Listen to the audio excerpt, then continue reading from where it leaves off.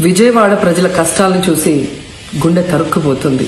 చిన్నపిల్లలు, మహిళలు, వృద్ధులు ఈ వరదల బారిన పడి ఎంత నరకం అనుభవిస్తున్నారో వారి మాటలు వింటుంటేనే మనకు అర్థమవుతుంది. కనీసం చిన్నపిల్లలకి పాలు అందటం లేదు, రోజుల తడబడి తాగేదానికి నీళ్లు అందటం లేదు. ఈరోజు ఎంతమంది వరదల్లో కొట్టుకుపోయారో అర్థం కాని పరిస్థితుల్లో అందరూ కూడా బాధపడుతూ ఏడుస్తూ ఉన్నారు. నిజంగా ప్రజలు ఇన్ని కష్టాలు పడటానికి, ఇంతమంది ప్రాణాలు పోవటానికి ఈ రాష్ట్ర ప్రభుత్వం కారణం కాదని నేను అడుగుతున్నాను. ముఖ్యంగా మంత్రుల విహారయాత్రలు, హాలిడేస్ ఎంజాయ్ చేయడంలో ఉన్న చిత్తశుద్ధి రాష్ట్ర ప్రజల మీద లేదు అని నేను గట్టిగా చెప్పగలను.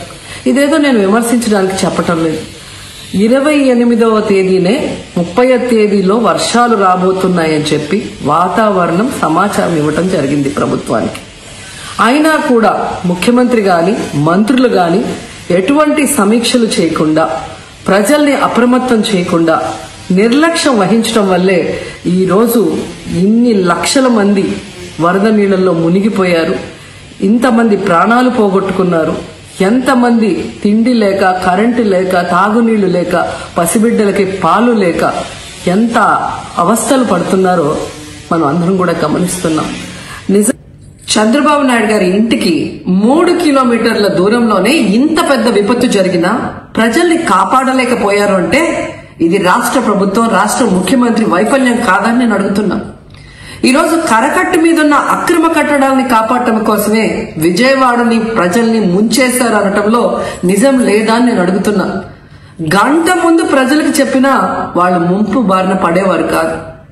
వాళ్ళని అప్రమత్తం చేసి ఒక సేఫ్ అయిన ప్లేస్ కి పంపించున్నా ఈరోజు ఇన్ని లక్షల మంది, దాదాపుగా 3 లక్షల మందికి పైగా 4 రోజుల పాటు కరెంటు లేకుండా, తిండి లేకుండా, చిన్న బిడ్డలకి పాలు లేకుండా ఈ విధంగా నీళ్లలో మునిగి అవస్థలు పడాల్సిన అవసరం లేదు.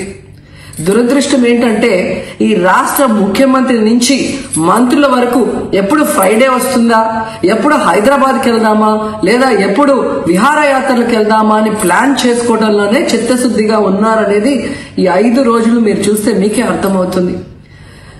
30వ తేదీ భారీ వర్షాలు వస్తాయని ముఖ్యమంత్రి గారికి, మంత్రులకి 28వ తేదీనే వాతావరణ శాఖ సమాచారం అందించినా ఎటువంటి సమీక్షలు లేదు, ఎటువంటి ముందస్తు జాగ్రత్తలు లేదు, ప్రజల్ని కాపాడాలన్న చిత్తశుద్ధి లేదు అనేది స్పష్టంగా అర్థమవుతుంది. ఎందుకంటే ఈ రోజుటి వరకు 4-5 రోజులు ప్రజలకి తిండి అందించడంలో ఈ ప్రభుత్వం విఫలమైంది.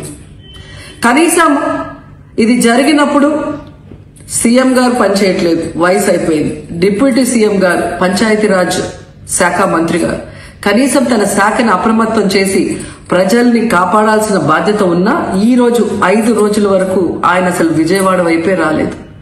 ఇక ఆ కాన్స్టిట్యున్సీ ఎమ్మెల్యే ప్లస్ రాష్ట్ర మంత్రి లోకేష్ గారు మొత్తం మునిగిపోయి మంగళగిరి, విజయవాడ అల్లల్లాడిపోతుంటే ఆయన హైదరాబాద్ లో ఎంజాయ్ చేస్తున్నారు. ఇక హోంమంత్రి గారు తెలిసిన సంగతే. ఇక మున్సిపల్ శాఖ మంత్రి నారాయణ గారు ఈరోజు విజయవాడని ముంచేసింది ఈ మున్సిపల్ శాఖ నిర్లక్ష్యం కాదని నేను అడుగుతున్నా. ప్రజల్ని సురక్షిత ప్రాంతాలకు తరలించే విధంగా ఈ నారాయణ గారు రివ్యూ చేయకపోవటం వల్ల ఈరోజు లక్షలాది మంది నీళ్లలో మునిగిపోయారు. వాళ్ళందరూ కూడా ప్రభుత్వం ఎప్పుడు కాపాడుతుందా అని ఎదురు చూస్తున్నారు. అయినా వీళ్ళకి పట్టింపు లేదు. ఇక రామానాయుడు గారు ఇరిగేషన్ మంత్రి, కనీసం ముందస్తు రివ్యూలు లేదు. కనీసం వరదలు వచ్చి ప్రజలు మునిగిపోతుంటే బోట్లను కూడా కొనుగోలు చేసో రెంట్కి తీసుకొని ఆ ప్రజల్ని తరలించే కార్యక్రమం ఆయన కూడా చేయలేదు. ఇక ఎప్పుడు వరదలు వచ్చినా, భారీ వర్షాలు వచ్చినా ముఖ్యమైన శాఖ రెవెన్యూ శాఖ. అనగాన సత్యప్రసాద్ గారు ఈయన విహారయాత్రలో ఎంజాయ్ చేస్తున్నాడు.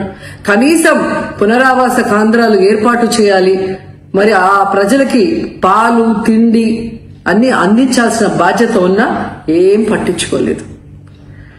సో ఈ విధంగా చంద్రబాబు నాయుడు గారి దగ్గర నుంచి మంత్రులంతా కూడా ప్రజల్ని గాలికి వదిలేసి ఎలా నిర్లక్ష్యం వహిస్తున్నారో చూడండి.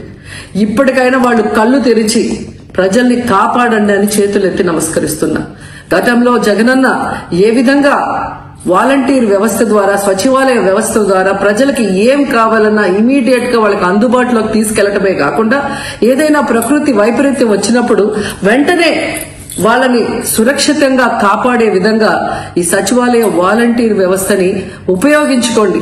జగనన్న మీద కక్షతో ఆ వ్యవస్థల్ని నాశనం చేయడం వల్లే ఈ రోజు ప్రజలకు ఎవరు ఏం అందించలేకపోతున్నారని తెలుసుకోండి. అండ్ ఈరోజు జగనన్న విజన్ ఉన్న నాయకుడు, ప్రజల్ని ప్రేమించే నాయకుడని మరోసారి రుజువు చేసుకున్నారు. ఆయన కట్టించిన ప్రొటెక్షన్ వాళ్ళు లేకపోతే ఇంకా 1,50,000 పైగా కుటుంబాలు మునిగిపోయే ప్రమాదం ఉండేది.